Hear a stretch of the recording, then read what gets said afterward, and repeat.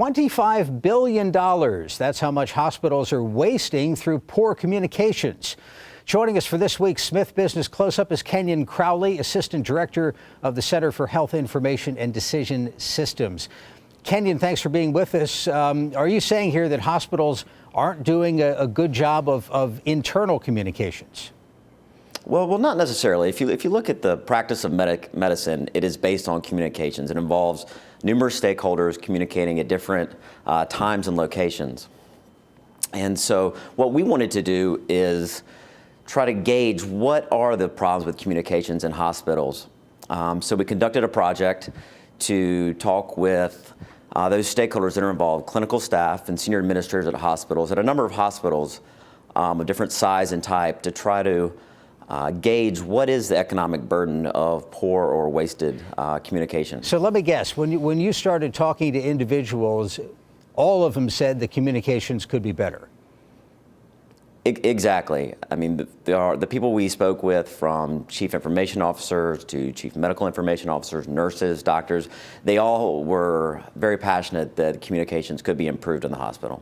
In what way? Was there a common theme to the advice you were getting?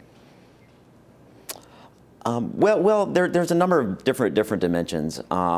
In providing care to a patient, it takes a team, and in terms of coordinating that team, when you don't know where someone is, who's available, you're trying to track down a specialist or another party, there's a lot of lag and difficulty in doing that many times. How do you come up with the estimate? $25 billion, even these days, is a pretty big number. Mm-hmm. Right. Well, in the project, it was a multi-stage study. We began with a review of existing studies and literature, which provided few quantitative estimates, but then we went to the actual hospital, several hospitals of different size and type, and spoke with both clinical staff and senior administrators to gauge what their communication problems were. And from this, we developed a conceptual model which allowed us to, the next stage, to use existing and our own primary data to develop a number, this $25 billion number, for what is wasted communications in a hospital. How does this affect patients, or does this issue with communications affect patients in a hospital setting? Well, it affects patients in a number of ways. One way is patient satisfaction.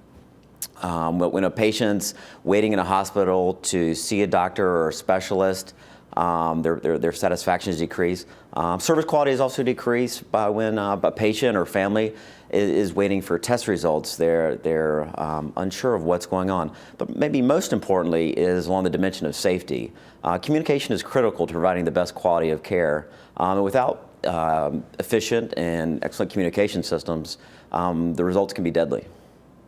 So what would you say is the prognosis for improving this situation?